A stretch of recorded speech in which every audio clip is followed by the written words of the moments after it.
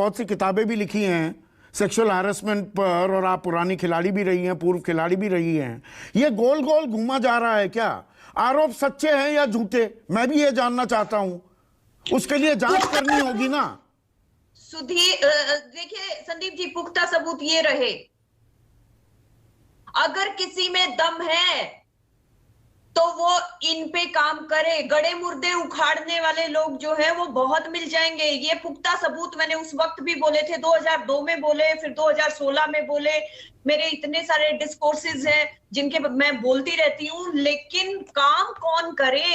अब वही बात आती है, मैंने बार बार ये बोला, सिंगल विंडो पे काम होना चाहिए। उस बच्ची को सामने क्यों लाएंगे आप? उस खिलाड़ी को सामने क्यों लाएंगे? उसको आगे जीवन भी जीना है। आप सिर्फ एक बार दिखा के आप तो गायब हो जाएंगे, उसके बाद वो दुनिया से ही गायब कर दी जाएगी। उसके तो उसका, उसके परिवार का, यहाँ तक कि उसके आसपास खानदान का नामो निशान मिटा दिया जाता है। उसका जिम्मेवारी कौन लेगा? उसकी लाइफ सिक्योरिटी, उसको लाइफ थ्रेटनिंग कॉल्स आते हैं, उसके साथ जीवन का सारा उसका फ्यूचर खत्म कर दिया जाता है। तो हम ऐसा काम ही क्यों करें? मैंने ये कहा था, जब कोई चीज खराब हो उसके बाद हम रिपेयर करें, उससे पहले ही हम ऐसे इंतजाम क्यों ना करें कि वो नौबत ही ना आए। मेरा बस चले तो लात मार के इनको मैं बाहर निकालूं। No inquiry and no discussion, just kick them out. पर वो चुने हुए हैं ना, ऐसे किक देम आउट सुनने में अच्छा लगता है। सुनीता गोदारा ताली भी बजा रही है, पर क्या? नहीं, एक मिनट सोना, मैं गंभीर सवाल एक आपसे करना चाहूंगा। ये देखिए, आरोप मामूली नहीं है, ये खिलाड़ी मामूली नहीं है, ये देश की पहचान है, देश का नाम रोशन किया है।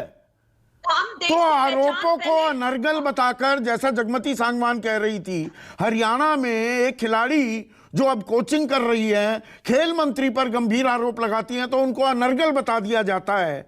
बस ऐसे ही अनर्गल बताकर बात खत्म कर दी जाए। मैं फिर दोहरा रहा हूं कि मुझे नहीं मालूम आरोप सच्चे हैं या झूठे। आरोप झूठे पाए जाएंगे तो खिलाड़ी शर्मसार होंगे, आरोप सच्चे हुए तो देश भी तो शर्मसार होगा। आप ये सच्चाई कौन बताएगा? जरूरी है या ऑफिशियल जरूरी है या खिलाड़ी? आप खिलाड़ी, मेरा खिलाड़ी कभी गलत नहीं होता, क्योंकि खिलाड़ी बनने में बहुत बहुत बहुत एफर्ट लगते हैं। एक परिवार का बहुत बड़ा त्याग शामिल होता है एक खिलाड़ी को बनाने में, और वो खिलाड़ी उस लेवल पे जाके अगर कुछ बोलता है तो उसकी बात को गंभीर रूप से, बहुत ज्यादा गंभीर रूप से उसको सुनना चाहिए, उस पर संज्ञान लेना चाहिए और उस पर पुख्ता कदम उठाने चाहिए। सोना, तो देखिए, कॉमन सेंस तो ये कहती है, 750 किलोमीटर दूर गोंडा में बृजभूषण शरण सिंह हैं, खेल मंत्री अनुराग ठाकुर खिलाड़ियों से बात कर रहे हैं। खिलाड़ियों को भी बुलाओ और महासंघ से भी बात करो, आमना सामना भी करवाओ। ये 675 किलोमीटर की दूरी क्यों बना रखी है? दिल्ली में प्रदर्शन हो रहा है, 500 मीटर दूर बृजभूषण शरण सिंह का वही मकान भी है, तो वो चीजें आमने सामने क्यों नहीं हो जाती? ये तो सरकार की जिम्मेदारी बनती है या किसी और की जिम्मेदारी है? खिलाड़ी और बेटियां सारे देश की जिम्मेदारी है, सारे देश का गौरव है। अगर उस गौरव में किसी की उम्र को, किसी के पद को बीच में लाया जाता है तो मैं ये कहती हूं, ये सारे देश के लिए शर्म की बात। ये खिलाड़ी के लिए और उस बच्ची के लिए नहीं है, देश के लिए शर्म की बात है। हमें डूब के मर जाना चाहिए। पर अलका तोमर जो कह रही है उस बात को भी क्या नजरअंदाज कर दें सोना, कि मान सम्मान बढ़ाया, रेसलर्स की आमदनी भी बढ़ाई। अलका तोमर को शर्म आनी चाहिए महिला होने पे। महिला होने के साथ साथ खिलाड़ी भी होते हुए वो इस तरह की हरकत, वो अपना पक्ष बता रही हैं कि हमारे जमाने में भी तो ऐसा कुछ नहीं हुआ।